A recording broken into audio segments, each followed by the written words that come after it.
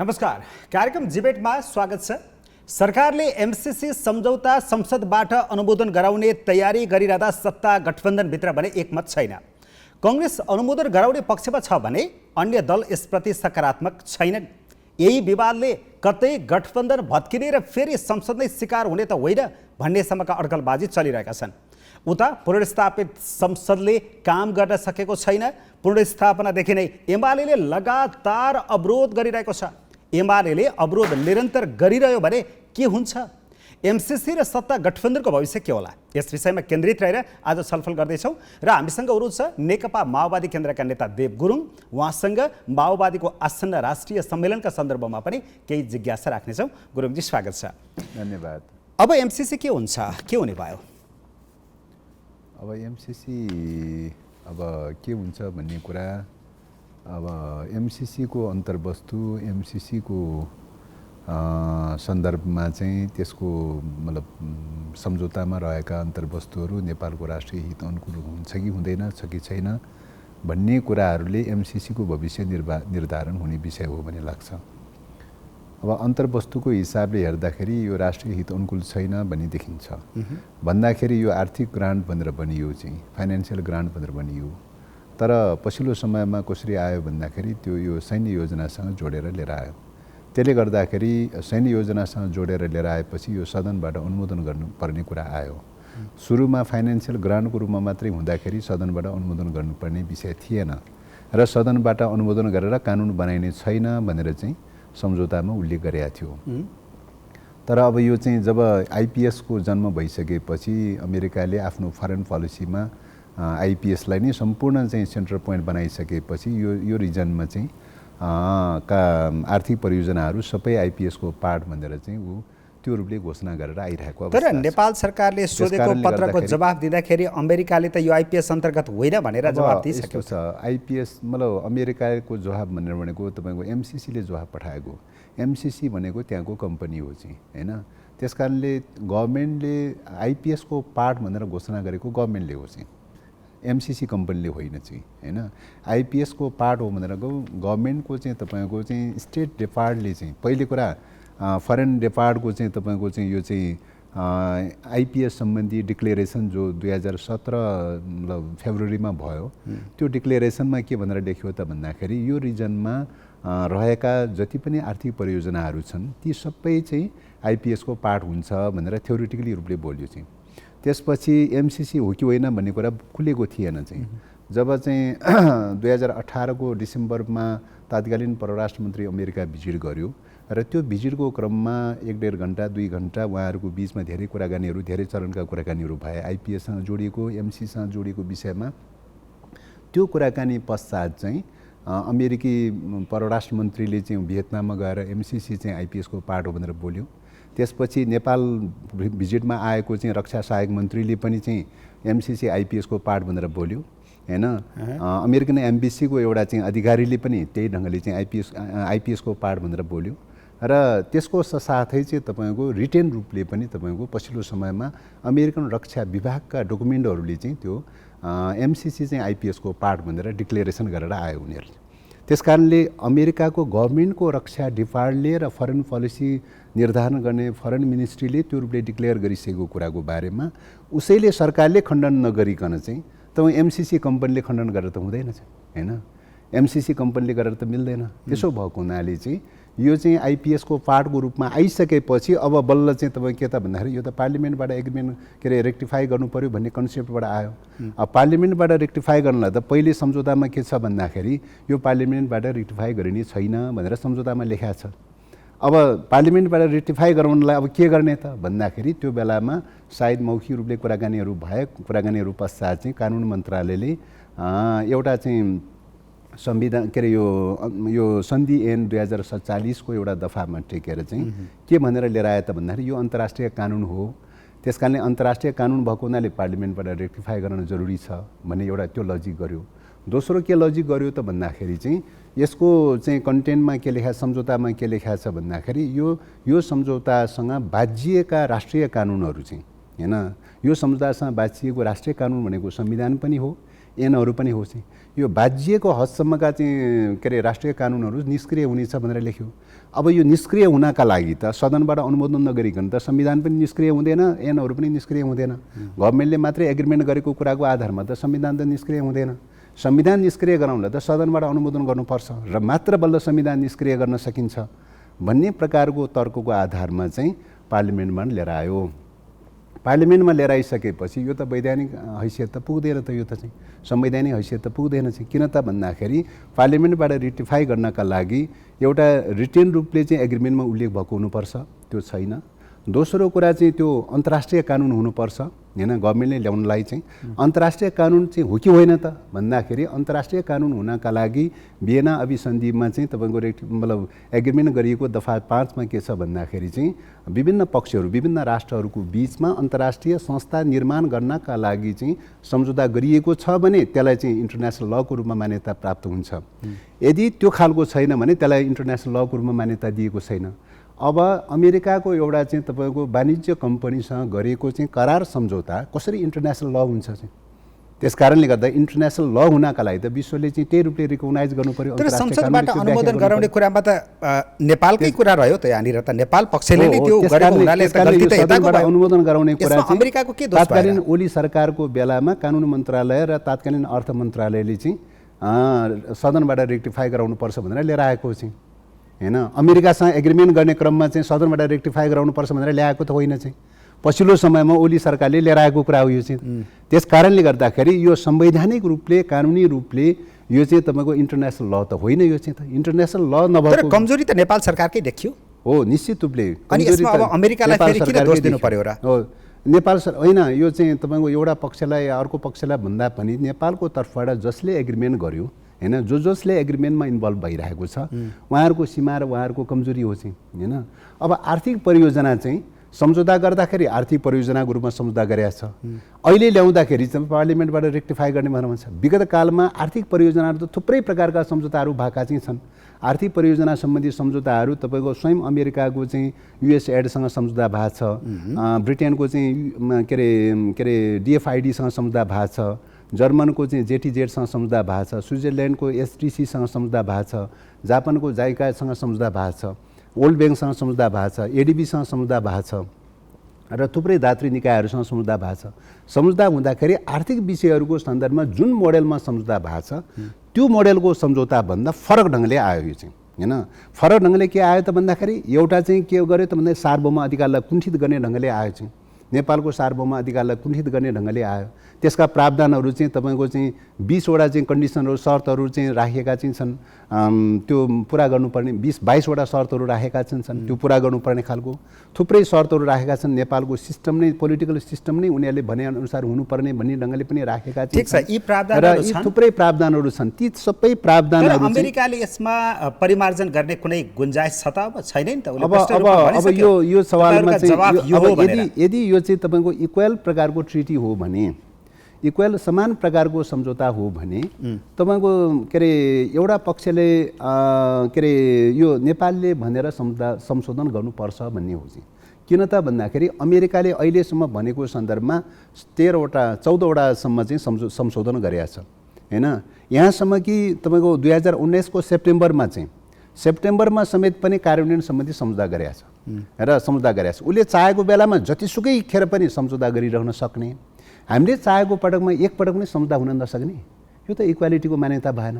त्यस कारणले गर्दाखेरि यो नेपालको राष्ट्रिय हित विपरीत खालको चाहिँ भएको हुनाले यो आर्थिक सम्झौताको रूपमा नआइकन सैन्य सम्झौताको चाहिँ लाई आकर्षण गर्ने ढङ्गले, सैन्य योजनालाई आकर्षण गर्ने ढङ्गले, नेपालको सार्वभौम अधिकारलाई कुण्ठित गर्ने ढङ्गले आएको हुनाले यो संशोधन गर्न जरुरी छ भनेर भनेको चाहिँ हैन।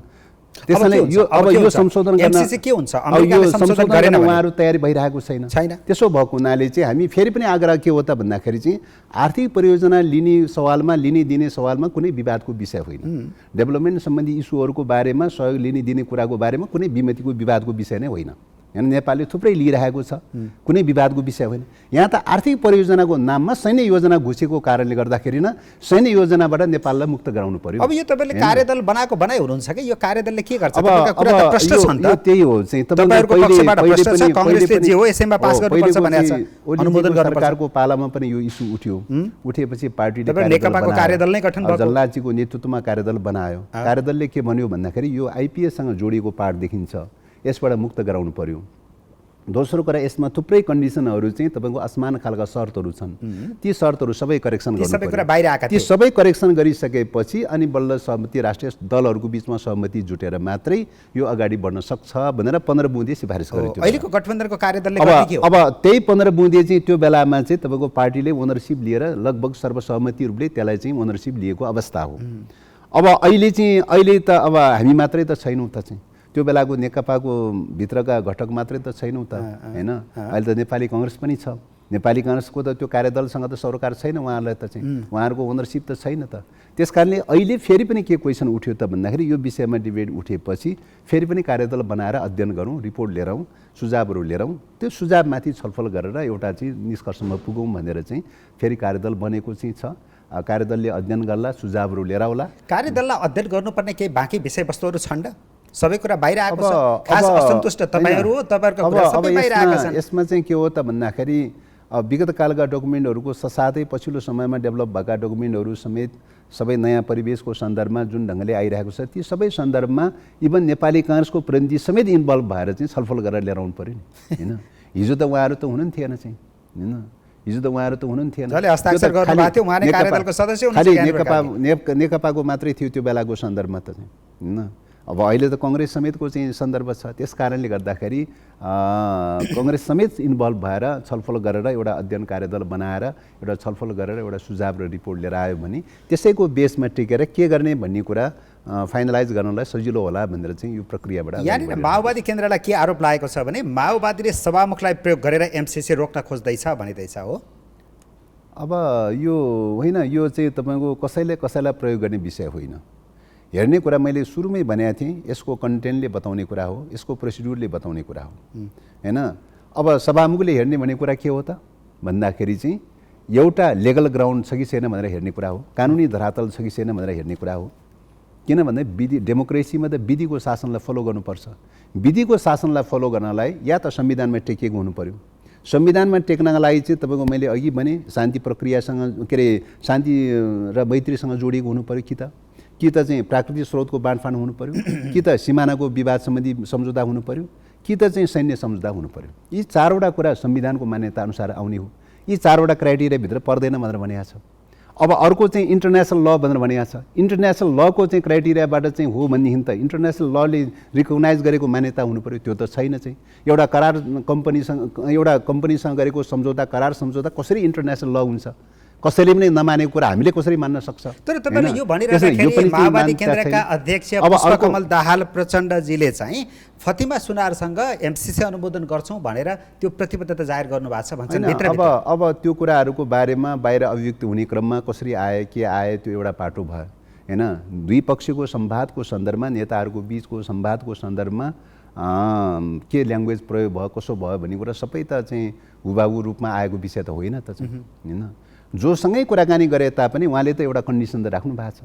त्यो कन्डिसन के त भन्दाखेरि यो राष्ट्रिय हितसँग चाहिँ कैयौँ कन्ट्रोभर्सियल खालका विवादास्पद विषयहरू छन् हैन यो चाहिँ क्लियर हुन जरुरी छ परिमार्जन भएन भने संशोधन गर्न जरुरी छ संसदबाट अनुमोदन हुँदैन जरुरी छ यो क्लियर गर्न जरुरी छ पहिलो कुरा त्यो दोस्रो कुरा के हो त भन्दाखेरि यो राष्ट्रिय स्वाधीनतासँग जोडिएको मुद्दा भएको हुनाले राष्ट्रिय सहमति जरुरी छ किन त भन्दा त्यतिकै सदनमा लानलाई त लेगल ग्राउन्ड त छैन चाहिँ कानुनी ग्राउन्ड त छैन कानुनी ग्राउन्ड नभएपछि त के गर्नु पर्यो त राष्ट्रिय सहमति खोज्नु पर्यो चाहिँ राष्ट्रिय सहमतिले मात्रै त्यहाँ लाने हो राष्ट्रिय सहमति भइदिएन एमाले र कांग्रेस मिलेर यसलाई अनुमोदन गराइदिए भने के हुन्छ त्यो सम्भावना पनि देखियो नि अब होइन त्यो उहाँहरूले गर्ने कुरा त्यो उहाँहरूको कुरा भयो त्यो अब तर चाहिँ सभामुखले टेबल गर्नलाई त कानुनी ग्राउन्ड त हुनु पर्यो नि त या त कानुनी धरातल हुनु पर्यो संविधान सम्मत धरातल हुनु पर्यो कि त प्रचलित ऐनको धरातल अनुसार हुनु पर्यो कि त सम्झौतामा उल्लेख हुनु पर्यो चाहिँ कि त परम्परागत प्र्याक्टिस हुनु पर्यो यी या त यो चारवटा कुरा हुनु पर्यो चारवटा मध्येमा एउटा हुनु पर्यो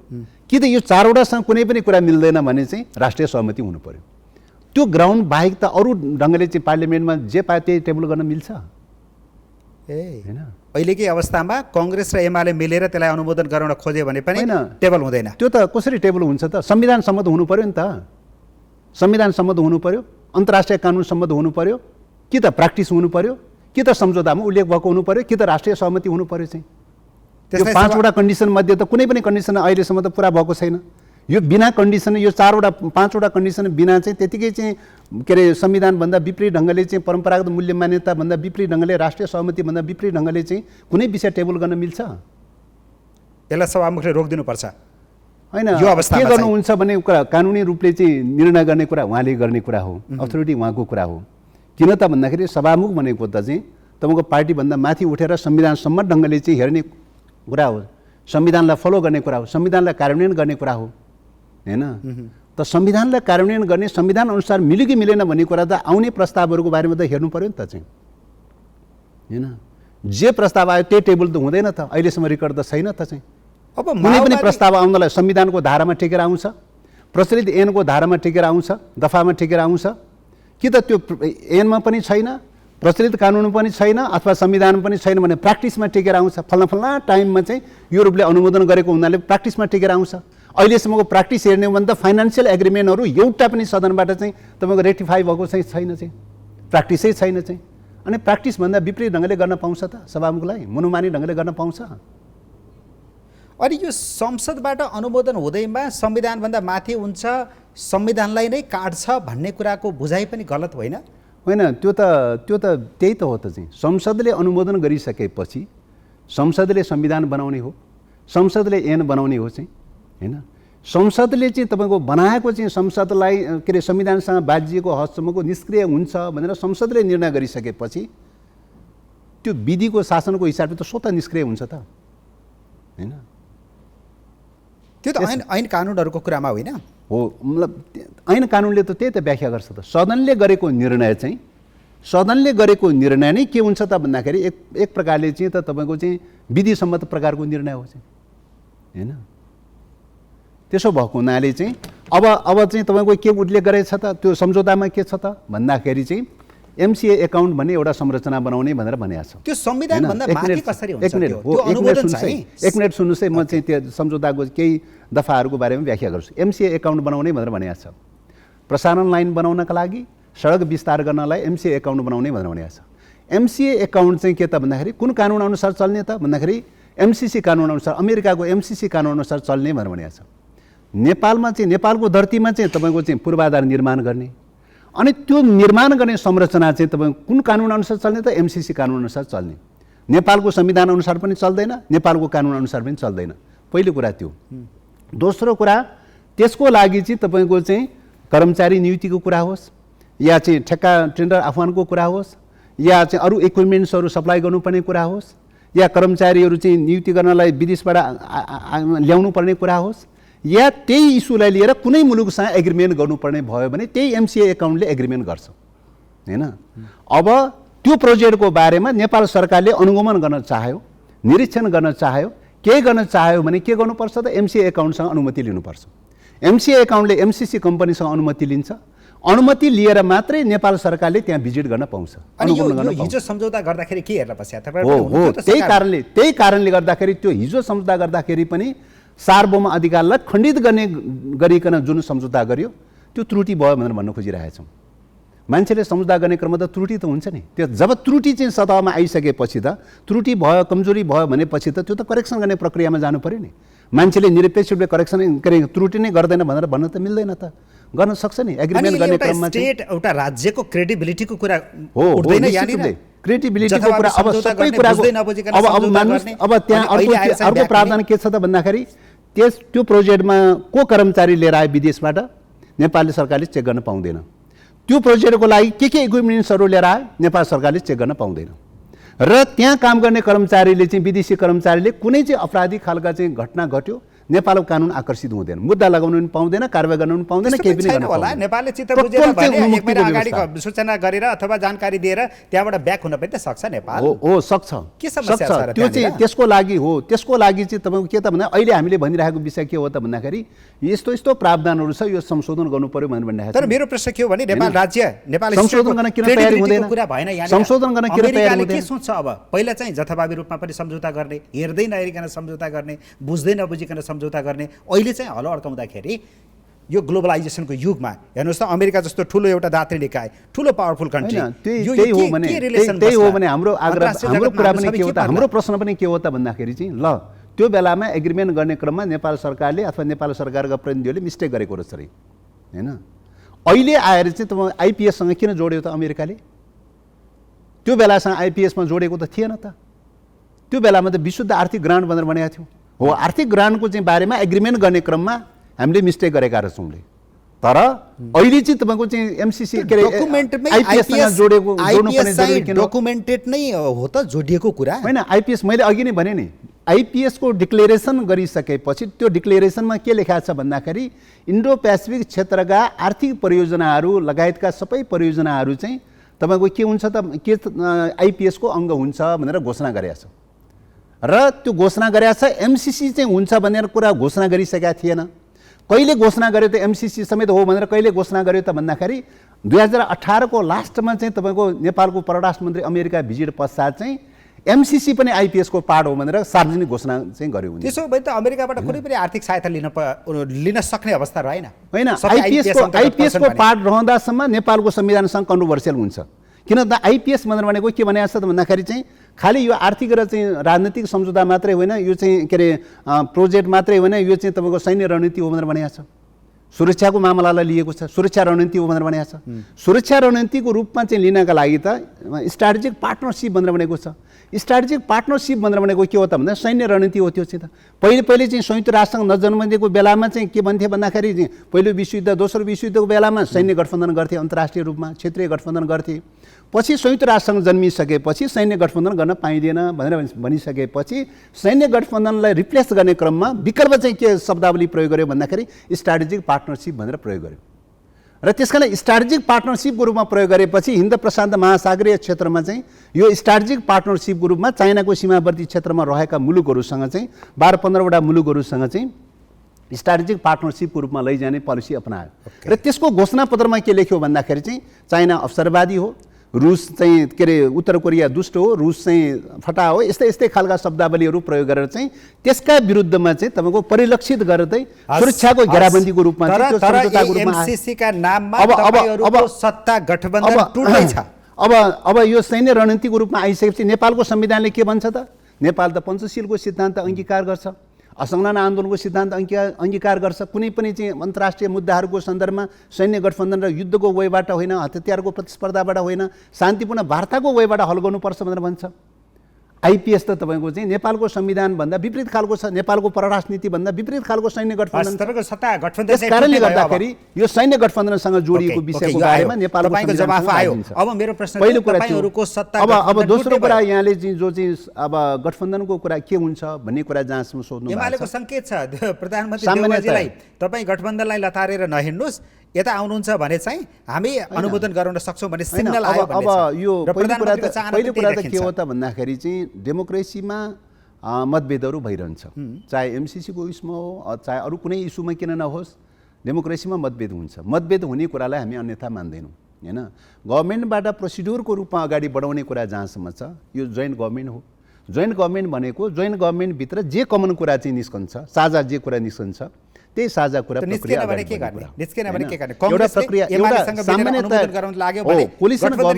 कोलिसन गभर्मेन्टको डेमोक्रेसीको नर्म्स र भ्यालु चाहिँ त्यही हो चाहिँ, होइन? त्यही नै हो चाहिँ भ्यालु चाहिँ। अब यो भ्यालुलाई चाहिँ तपाईँको फलो गर्न कति तयारी हुन्छ हुँदैन भन्ने कुरा त भविष्यमा निर्भर रहने कुरा भयो। हाम्रो हकमा चाहिँ के हो त भन्दाखेरि हामी कैयौँ फरक मतहरूका बावजुद पनि चाहिँ तपाईँको के त भन्दाखेरि चाहिँ कोलिसनलाई चाहिँ कन्टिन्यू लैजानुपर्छ भन्ने पक्षमा छ। सीधा प्रश्न, यदि कथम कदाचित तपाईँहरूमा साझा अवधारणा बन्न सकेन र कङ्ग्रेसले यो प्रस्तावलाई अगाडि बढायो सरकारको तर्फबाट, कङ्ग्रेस र एमाले मिलेर अनुमोदन गरायो भने गठबन्धन के हुन्छ? अब त्यो बेलामा अब यो हाइपोथेटिकल खालको कुरा भयो। मलाई लाग्छ त्यस्तै हुन्छ जस्तो त लाग्दैन तर कता ट्युनिङ तर अब गर्नुहुन्छ, केपी ओलीजी तर र तपाईँले भने प्रधानमन्त्री जस्तै देउवाजीको तपाईँले ट्युनिङ त भने साह्रै जस्तै मिल्छ। तपाईँले भने जस्तै त्यो हाइपोथेटिकल खालका कुराहरू भएछ रे एकछिनलाई मान्नुहोस् भन्दाखेरि एमसिसी भनेको के हो त राष्ट्रिय स्वाधीनतासँग जोडिएको मुद्दा हो। गठबन्धन भनेको के हो त भन्दाखेरि चाहिँ अस्थायी रूपमा तत्कालका इस्यु मिल्नेहरूको बिचमा सहकार्य गर्ने कुरा हो।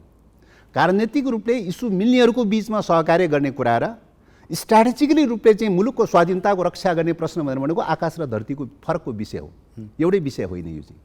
त्यसकारण यो तुलना गर्न सकिने विषय होइन चाहिँ, होइन।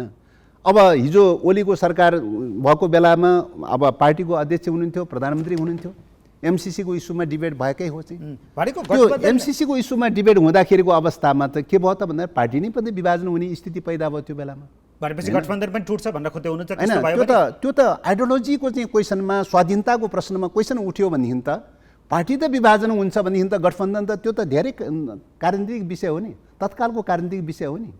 त्यो सामान्य कुरा हो, त्यसमा त्यो त सामान्य कुरा हुँदैन। त्यो त कुरा मिलेको बेलामा जोइन्टली जान्छ, कुरा नमिलेको बेलामा अलग थलग पनि हुन्छ। अनि यहाँनिर माओवादीले पनि डेमोक्रेसीमा त त्यो त भइरहन्छ। माओवादीले पनि त्यो चुनावलाई हेरेर चुनाव लक्षित भएर चाहिँ अहिले विरोध गरे जस्तो गरेको छ, भित्रभित्र ग्रिन सिग्नल दिएको छ। चुनावपछि चाहिँ माओवादी पनि अनुमोदनको पक्षमा जान्छ। अब यो चाहिँ तपाईँको अब कतिपयले चाहिँ तपाईँको यो चाहिँ माओवादीले एउटा अवसरवादी रोल खेल्यो कि भन्ने प्रकारको पनि एउटा आशंका चाहिँ यसले जहाँले क्वेसन उठाउनु भयो। यो यथार्थसम्मत विषय होइन, यो गलत मूल्याङ्कन हो। माओवादीको बारेमा नबुझेका मान्छेहरूले गर्ने खालका टिकाटिप्पणी हुन् भन्ने लाग्छ।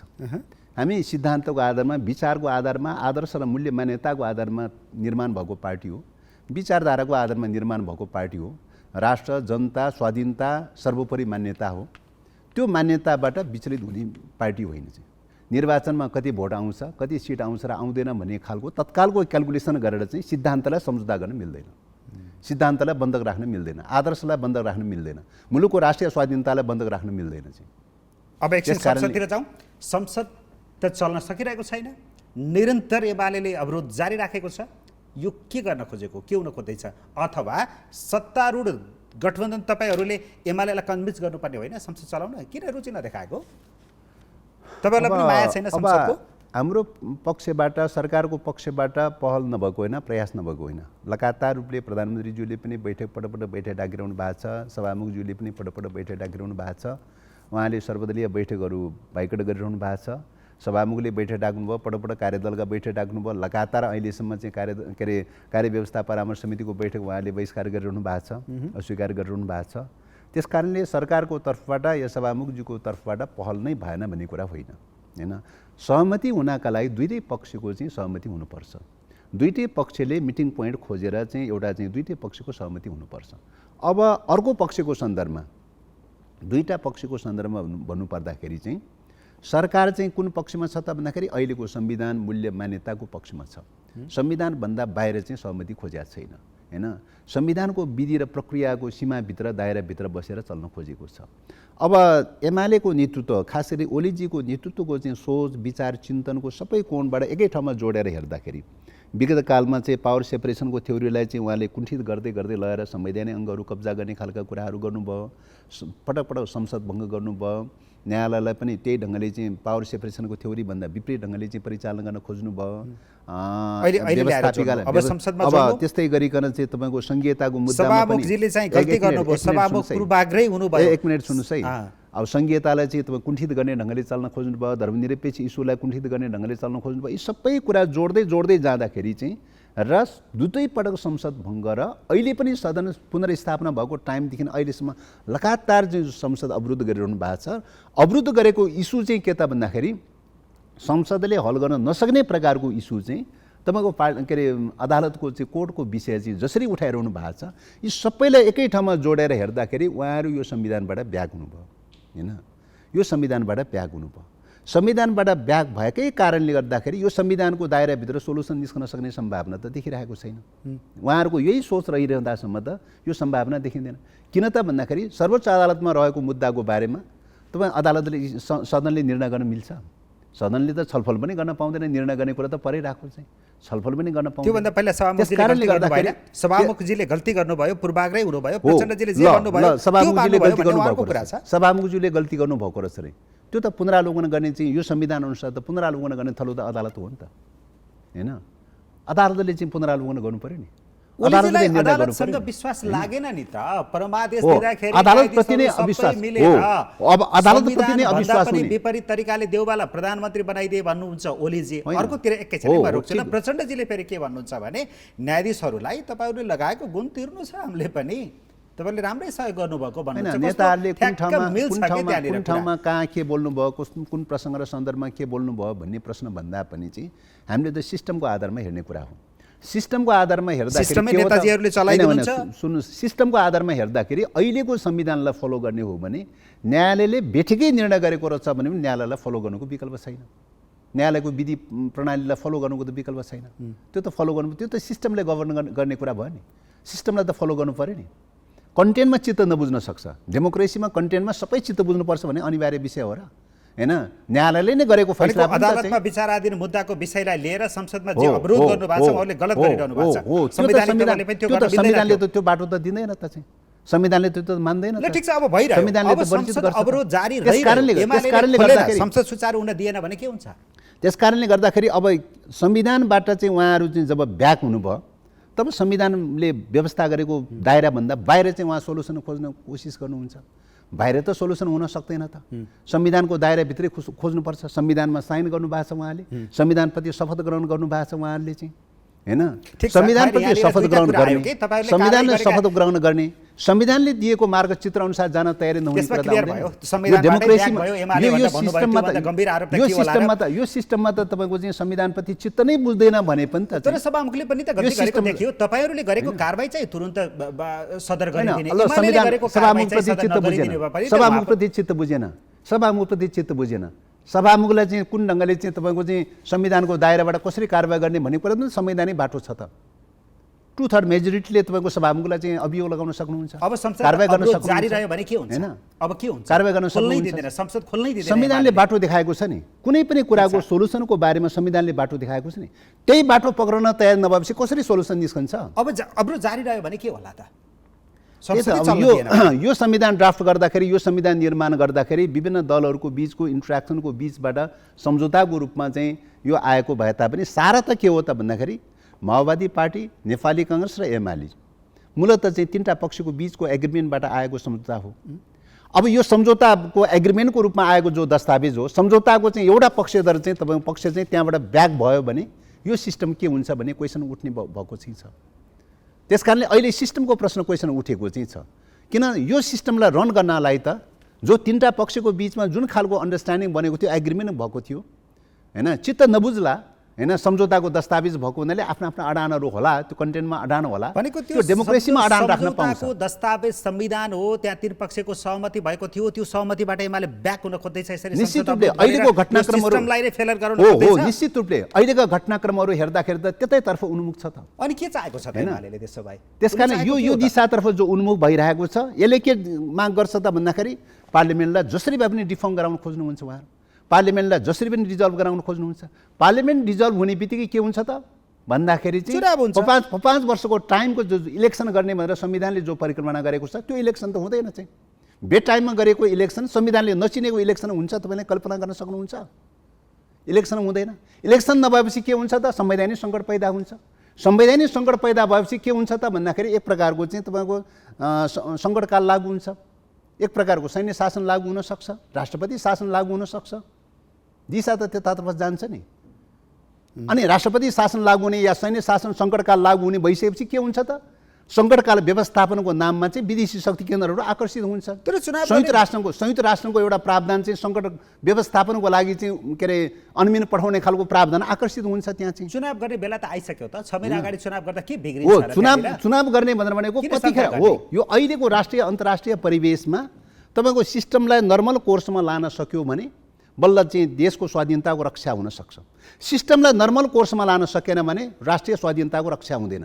यो प्रश्नसँग चुनाव कहाँ जोडिएको छ त भन्दाखेरि चाहिँ चुनाव तपाईँको तोकिएकै समयमा चाहिँ संविधानले मार्गचित्र गरेको डेडलाइनमा चुनाव गर्नुभयो भने चाहिँ तपाईँको संविधान रन हुने स्थिति आउँछ। तपाईँको त्यो डेडलाइनभन्दा अगाडि पछाडि चाहिँ तपाईँको चाहिँ चुनाव गर्न खोज्नुभयो भने चुनाव हुँदैन चाहिँ। चुनाव गर्न दिनेवाला छैन। कसले दिँदैन? यो त प्रश्न छ नि। किन त भन्दा अहिलेको राष्ट्रिय अन्तर्राष्ट्रिय परिवेशको सन्दर्भमा त तपाईँको चाहिँ यो सिस्टमलाई ड्यामेज गराएर सङ्कटकाल पैदा गराउन खोजिरहेछ। भनेको राष्ट्रिय अन्तर्राष्ट्रिय शक्तिले शक्ति केन्द्रहरूको प्रतिस्पर्धा देख्नु भएको छैन तपाईँ? पश्चिम र चाहिँ पूर्वको बिचको चाहिँ स्ट्रगल देखिरहनु भएको छ। हिजो वान पोलरको रूपमा थियो हिजोको चाहिँ स्थिति अहिले बाइपोलरको रूपमा गइरहेको छ, विश्व ध्रुवीकरणको रूपमा बहुध्रुवीकरणको रूपमा गइरहेको चाहिँ छ।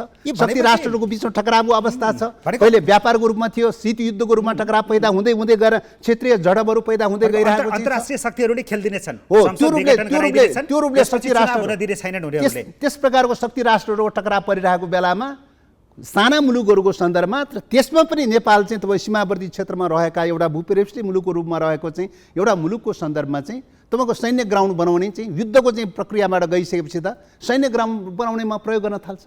सैन्य ग्राउन्डमा प्रयोग गर्ने प्रक्रियाबाट गइसकेपछि नेपाल अफगानिस्तान बन्न सक्छ, सिरिया बन्न सक्छ, लेबनान बन्न सक्छ। अथवा यो त्यसकारणले यो टाइपको चाहिँ दिशातर्फ मुलुकको चाहिँ अहिलेको परिस्थिति यो दिशातर्फ गइरहेको छ। विश्वको परिस्थिति द्वन्द्वको दिशातर्फ गइरहेको छ। द्वन्द्वको परिस्थितिमा हरेक कुरा सैन्य दृष्टिकोणले गइरहेको छ।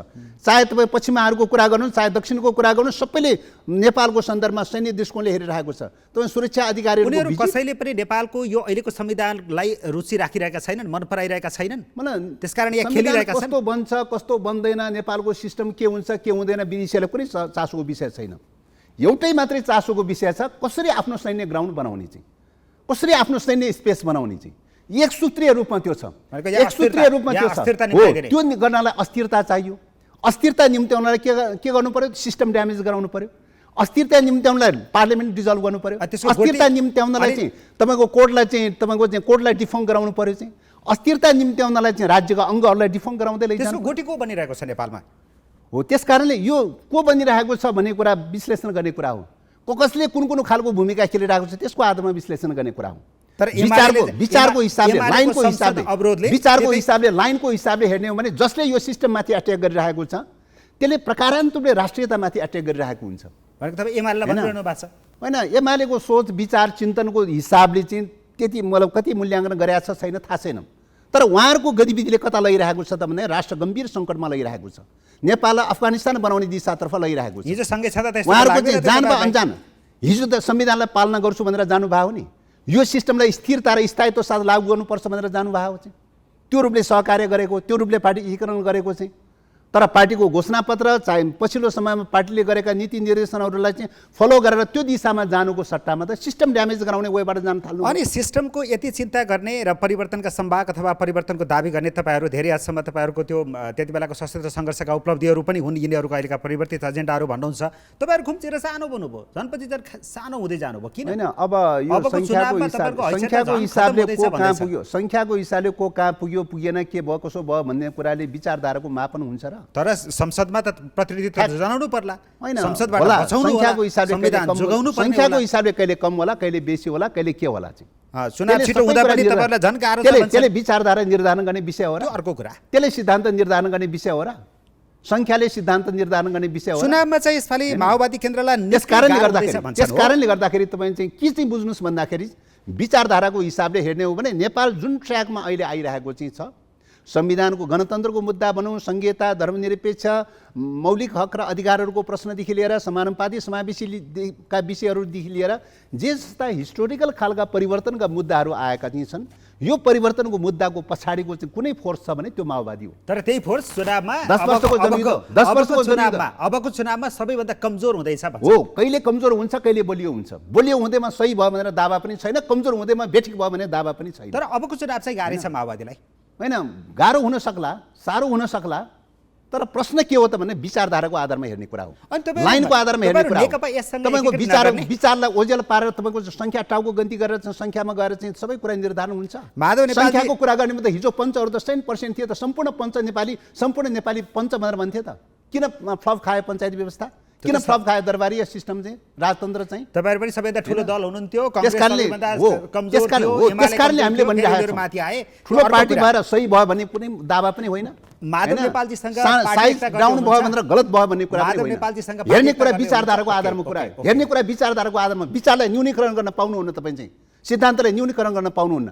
अहिलेको परिवर्तनको मुद्दाको चुरो कुरा के हो त भन्दाखेरि माओवादी जनयुद्ध हो, बृहत शान्ति सम्झौता हो। माओवादीले लिड गरेको कारणले यो कुरा आएको हो। प्रचण्ड चाहिँ तपाईँको तात्कालीन गिरिजाप्रसाद कोइरालाको बिचमा चाहिँ दुईवटा सत्ता पक्षको के अरे विद्रोही पक्ष र सत्ता पक्षको बिचको एग्रिमेन्टको बिचबाट आएको कुरा हो। ठिक छ, त्यसैले यो परिवर्तनको मुद्दाको चाहिँ मास्टर माइन्ड बनौँ या संरक्षक बनेर बनौँ या अहिलेको व्यवस्थाको संरक्षक बनेर बनौँ, यसको चाहिँ पछाडि माओवादी छ, के अरे त्यसको नेतृत्व गरिरहेको प्रचण्ड छ। त्यस कारणले गर्दाखेरि यो विचारको चाहिँ लिड गर्ने कुरा पार्टी फुटोस् अथवा चाहिँ कहिले साइड डाउन होस्, कहिले ठुलो होस्, कहिले के होस्, यसले विचारधारा मापन गर्ने विषय होइन। 3 पटक सोधे, सिद्धान्त मापन गर्ने विषय होइन। अब सोध्छु, तपाईँले विचारलाई न्यूनीकरण गरेर तपाईँको सङ्ख्यामा चाहिँ गन्ती गर्न थाल्नुभयो। तपाईँ सङ्ख्यामा गन्ती गर्न थाल्नुभयो भने राजतन्त्र ठिक थियो भनेर भन्नुपर्छ, पञ्चायत ठिक थियो भनेर भन्नुपर्छ। पञ्चायत ठिक थियो तपाईँको नजरमा, सम्पूर्ण नेपाली पञ्च भन्ने अवस्था पनि थियो त, किन गलत साबित भयो? त्यसको जवाफ दिनुहोस् न। साइजको प्रश्न उठाउने तपाईँ चाहिँ विचारधारालाई न्यूनीकरण गर्ने, गणतन्त्र संघीयता धर्मनिरपेक्ष लगायतका मुद्दालाई न्यूनीकरण गर्ने, अहिलेको परिवर्तनको मुद्दालाई न्यूनीकरण गर्ने। अब माधव नेपाल त्यसकारण यो परिवर्तनको मुद्दालाई न्यूनीकरण गर्नका लागि चाहिँ सङ्ख्याको प्रश्न उठाएर चाहिँ तपाईँको यो परिवर्तनलाई सिद्ध्याउने, ध्वस्त गर्ने, अनि यसले के जन्माउँछ त भन्दाखेरि नेपालको राष्ट्रिय अस्मिता समाप्त गर्ने दिशातर्फ लैजान्छ। विगत कालको 20 वर्षको अफगानिस्तान बनाउने दिशामा जान्छ, सिरिया बनाउने दिशामा जान्छ। नेपालको जीवन मरणको प्रश्न छ। अहिलेको नेपालको हिस्ट्रीमा चाहिँ तपाईँको अहिलेसम्म चाहिँ 250 वर्षभन्दा बेसी राजतन्त्रले शासन गर्यो, तर अहिले जस्तो सङ्कट पैदा भएको थिएन। राणाहरूले 104 वर्षमा शासन गरे, तर अहिले जस्तो सङ्कट पैदा भएको थिएन। अहिले त्यो राष्ट्रिय सङ्कट पैदा भएको छ। नेपाल बस्ने कि नबस्ने भन्ने कुरो सङ्कट पैदा भएको छ। यस्तो अहम मुद्दा पैदा भइरहेको बेलामा तपाईँको चाहिँ यो विषयलाई ओझेलमा पारेर, विषयलाई अन्तर गरेर, डाइभर्ट गरेर चाहिँ तपाईँको अन्यथा डाइभर्ट गर्न चाहिँ कुनै पनि देशभक्त नेपालले सुहाउने विषय हो। ओके, समय सकिन लाग्यो। अब मेरो त्यो 3 पटकसम्म सोधेको प्रश्नको जवाब आम जनताले पनि चासो राखेका छन्। तपाईँले अहिले राखेका कुराहरू पनि जनताले नै मूल्याङ्कन गर्ने हो, सबै जिम्मा जनतालाई नै छोडिदेऊ। मेरो प्रश्न थियो, अब सिधा प्रश्नको सिधा जवाफ नै जाउँ। अलि 2-3टा प्रश्न अझै राष्ट्रिय सम्मेलनमा म आउनै बाँकी छ। माधव नेपालजीहरूसँग माओवादी केन्द्रको एकताको सम्भावना अहिलेलाई कति छ? होइन, अब यो त विचारमा निर्भर रहने कुरा हो। अब विचार समान खालको विचार भयो, समान प्रकारको विचार भयो, पार्टी एकता हुँदै जान्छ। अस्तिसम्म एउटै पार्टी थियो त होइन, मतलब के अरे एकता हुँदै जान्छ। विचारमा समानता भएन भने एउटै एक पार्टी रहेछ भने पनि विभाजन पनि हुनसक्छ। तर यहाँले विचारधारामा हेर्ने कुरा हो, लाइनमा हेर्ने कुरा हो, विचार फरक भयो। अब विचार फरक भयो। अहिले अस्तिसम्म एउटै पार्टी भएको हुनाले म यो सोधिरहेको छु। अनि त्यही त अब तुलनात्मक रूपले चाहिँ के हो त भन्दाखेरि ओलीजीको विचारभन्दा माधवजीहरूको विचार अग्रगामी विचार हो, प्रगतिशील विचार हो, अग्रगामी विचार हो। त्यस कारणले गर्दाखेरि अहिले मोर्चाबन्दी भइरहेको छ, सहकार्य भइरहेको चाहिँ छ। भोलि छलफलको क्रममा विचार मिल्दै गयो भने एउटै पार्टी पनि हुन्छ। चुनाव अगाडि पार्टी एकता हुने सम्भावना कतिको छ? आम कार्यकर्ताको चासो पनि अब यो चुनाव अगाडि कति हुन्छ हुँदैन अब अहिले नै एकिन त भन्न सकिँदैन, तर अहिले त संयुक्त मोर्चामै छौँ हामी, त मोर्चाबन्दीमै छौँ। ओके, अब तपाईँहरूको राष्ट्रिय सम्मेलन आउँदैछ। राष्ट्रिय सम्मेलनको सम्मुखमा हुनुहुन्छ। अस्ति भर्खर मात्र नेपाली कङ्ग्रेस र एमाले बडो ठुलो चर्चाका बिचमा महाधिवेशन सकाएका छन्। त्यहाँ नेतृत्व परिवर्तनका लागि ठुलो आवाज उठ्यो र केही प्रयासहरू पनि भए। कङ्ग्रेसमा त युवा पुस्ता धेरै हदसम्म अगाडि पनि आयो, धेरै महत्त्वपूर्ण पदहरूमा, पदाधिकारीहरूमा। माओवादीभित्र नेतृत्व परिवर्तनको कुरा चाहिँ किन हुँदैन? अब त्यो बेला भएन, आवश्यक छैन? अहिलेको वस्तुगत परिस्थिति, समग्र राष्ट्रिय अन्तर्राष्ट्रिय परिस्थितिले चाहिँ के देखाउँछ त भन्दाखेरि चाहिँ नेतृत्व परिवर्तन होइन, वर्तमान नेतृत्व नै चाहिँ तपाईँको चाहिँ अध्यक्ष कमरेड प्रचण्डको जो नेतृत्व नै अहिलेको चाहिँ नेपाली कम्युनिस्ट आन्दोलनको निम्ति मात्रै होइन, नेपालको राष्ट्रिय स्वाधीनताको निम्ति समेत पनि, यो परिवर्तनको मुद्दाको निम्ति समेत पनि गौरवको विषय हो।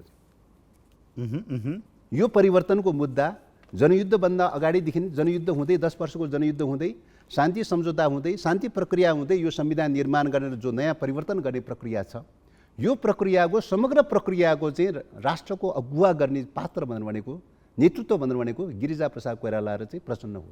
अहिले आवश्यक गिरिजाप्रसाद कोइराला अहिले भौतिक रूपले हुनुहुन्न, अहिले चाहिँ समग्र रूपले यो परिवर्तनको मुद्दाको संरक्षकको रूपमा प्रचण्ड रहेको चाहिँ छ।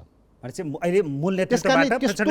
प्रकारको एउटा चाहिँ राष्ट्रले त्यस्तो प्रकारको एउटा गौरवपूर्ण नेता प्राप्त गरिरहेको बेलामा कम्युनिस्ट आन्दोलनभित्रको नेतृत्व परिवर्तन भन्ने कुरा चाहिँ तपाईँको यो चाहिँ सामान्य रूपले कम्युनिस्ट आन्दोलनको चाहिँ विशेषता, चरित्र, राष्ट्र, राष्ट्रियता, मुलुकको परिस्थितिलाई नबुझ्ने मान्छेहरूले उठाउने विषय हो। ओके, अब तपाईँ चाहिँ उपाध्यक्ष कि महासचिव? होइन, यो चाहिँ व्यक्तिगत रूपले कुन पद के पद भन्ने कुरा हारालुच्छा गर्ने विषय होइन, कसैको व्यक्तिगत इच्छा आकाङ्क्षा राख्ने विषय पनि होइन। कम्युनिस्ट आन्दोलनमा लाग्ने भनेको तपाईँको आफ्नो जीवनकालमा सकेको योगदान गर्ने कुरा हो, त्याग गर्ने कुरा हो, योगदान गर्ने कुरा, भोलिन्टियर रूपले चाहिँ बिना शर्त चाहिँ भोलिन्टियर रूपले योगदान गर्ने कुरा हो। योगदान गर्ने कुरामा कुन पोइन्टमा बसेर कुन बिन्दुमा बसेर योगदान गर्दाखेरि उपयुक्त हुन्छ भनेर पार्टीले भन्छ त्यही अनुसार योगदान हुनुपर्ने त त्यही हो तर त्यही पद नपाएर पार्टी फुटेका घटनाहरू छन् तमाम नेपालको कम्युनिस्ट आन्दोलन यही वर्गीय धरातलबाट जन्मिएर हुर्किएको पार्टी हो। त्यस कारणले गर्दाखेरि कम्युनिस्ट आन्दोलनभित्र पनि निजी स्वार्थ, व्यक्तिगत स्वार्थ या चाहिँ पुँजीवादी खालका चिन्तन प्रवृत्तिहरू आउनै सक्दैन।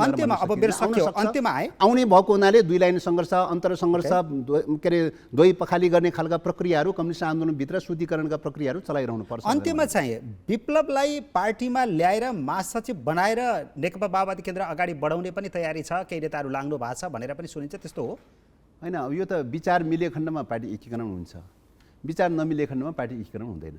हामीले भनिरहेका छौँ मालेम बहादुरको सिद्धान्तलाई स्वीकार गर्ने चाहिँ राजनीतिक दलहरूको बिचमा, कम्युनिस्टहरूको बिचमा र एवं प्रकारले चाहिँ तपाईँको अहिलेको चाहिँ परिवर्तन एकाधिकार दलाल पुँजीवादलाई समाप्त गरेर जनवादी क्रान्तिका बाँकी कार्यभारहरूलाई समाजवादी क्रान्ति गर्न तयारी हुने दलहरूको बिचमा सबै बिचमा एकता हुन्छ भनेर हामीले आह्वान गरिरहेका छौँ। विचार मिले एकता हुन्छ, विप्लवजीसँग अहिले एकता भयो भनेपछि अनि सङ्गठनले कसले के जिम्मेवारी लिने भन्ने कुरा निर्धारण हुने कुरा। अहिले तत्काललाई के छ? अहिले चाहिँ सङ्गठनको विषयमा प्रवेश गर्ने विषय नै होइन चाहिँ। ओके, हस् देवगुरुजी, समय दिनुभयो, महत्त्वपूर्ण विचार राखिदिनु भयो, यसको लागि धेरै धेरै धन्यवाद छ। धन्यवाद।